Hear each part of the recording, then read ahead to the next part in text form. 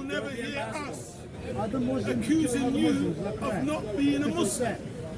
Even though the Prophet Muhammad, peace be upon him, predicted that 3 generations after me will no longer be of me. The Prophet Muhammad, peace be upon him, the Prophet Muhammad, peace be upon him, predicted the deviation of the Islamic Ummah from the Sirat al-Mustaqim. He predicted that you would deviate. He said 3 generations. That's only about 60 years. How many generations has it been? Because it's one thing when you're driving down the road and you make the mistake of looking down to look at that text message that just came in on your phone, and when you look up you're almost in the back of another car, or maybe you've drifted towards the pavement. That's just in an instant. That's how easy it is to deviate. But when you're talking about 1,400 years, I say to you in deep humility, you do not resemble Prophet Muhammad, peace be upon him. What do you mean?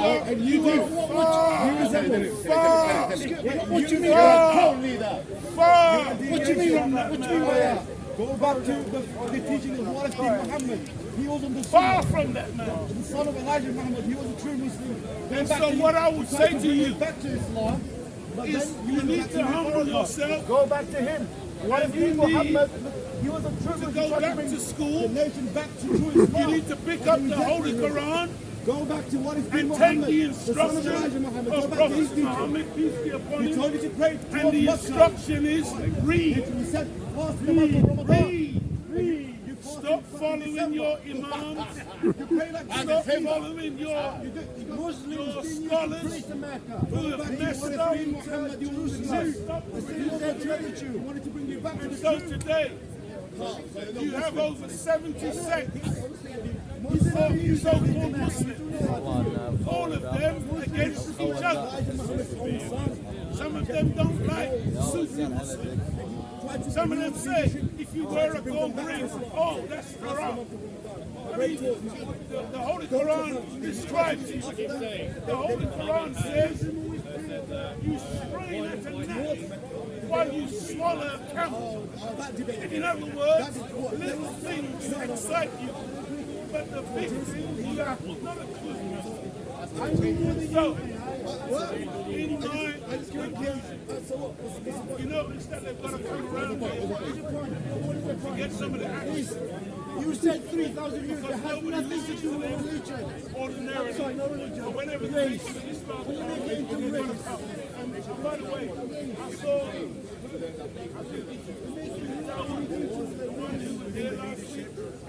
I saw, I saw they put out a video from their perspective. But there is a part on the video, as you know, my brother, where I chastise them and remind the public of how they come to encroach in order to take attention away from what we're doing. In the video they put out, that's edited out, which is the height of dishonesty. They are really dishonest people who desire for us to follow them. No, we can't do that. We are about the establishment of truth. And so, in conclusion, Almighty God Allah is moving the people today. Takbir! Allahu Akbar! Takbir! Allahu Akbar! In the name of Allah, the Beneficent, the Most Merciful, I bear witness that there is but one God, whose proper name is Allah, and I bear witness that Muhammad is his messenger. I greet all of you in the greeting words of peace. We say it in the ancient tongue of Arabic, Assalamu alaikum. Salam. Those words simply mean, when translated from Arabic to English, peace be unto you. And that is the spirit in which we attend Hyde Park Speaker's Corner today. We are thankful and grateful to Almighty God Allah for blessing us with life. And we come into this place, which was set up by the British government in the 17th century, for those persons within the society who may have some problem with the society, who may be suffering economically, socially, politically, religiously. They set up this place called Speaker's Corner to be a place where people could come and they could vent I thought they used to hang people here. their frustrations, they could vent their arguments, and then the government in turn would send their agents to listen and to analyze what was being said in order to prevent or to ward off a popular revolution of the people. Over the years, this place has maintained to some degree that tradition. I can assure you that MI5 and MI6 and the special branch and other agencies, they are all here. Mossad is here. And they listen to see what is being said. But at the same time, there are a lot of people who are here for frivolity. For a laugh.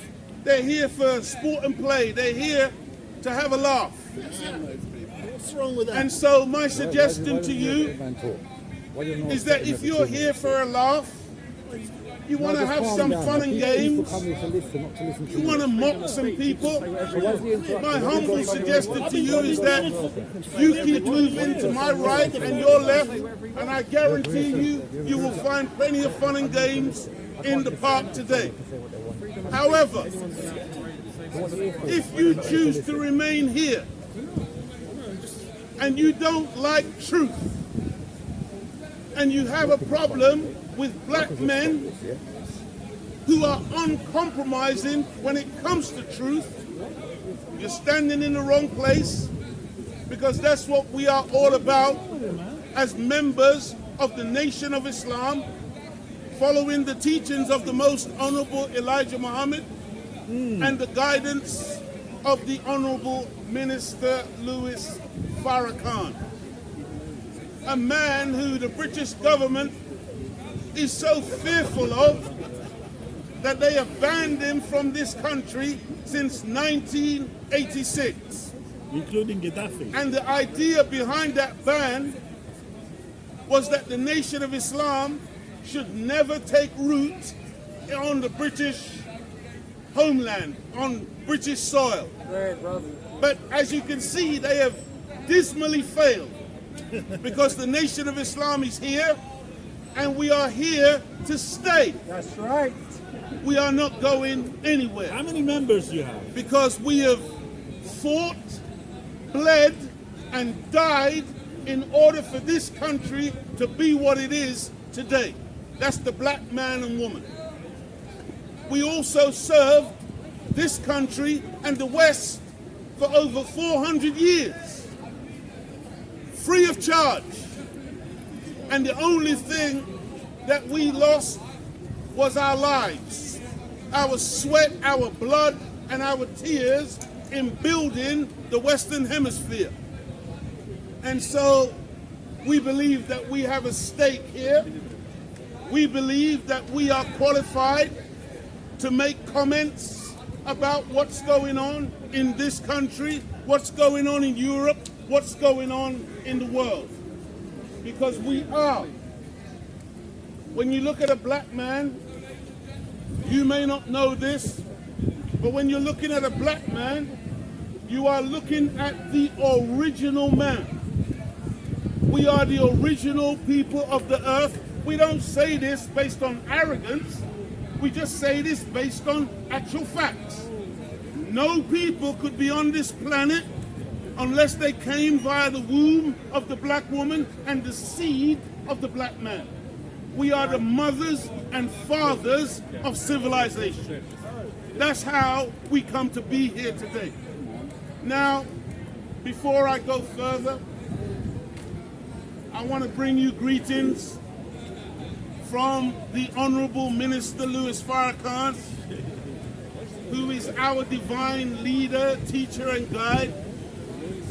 He's a man who we love more than any other human being on the planet today, based on what he has done for us. What do you think of Malcolm X? We reject all of the lies and the evil spoken about him, and we want you to know that we love him. I bring you greetings from our local, regional student minister, our brother Abdul Hakim Mohammad. And I bring you greetings generally from the members of the Nation of Islam right here in the United Kingdom.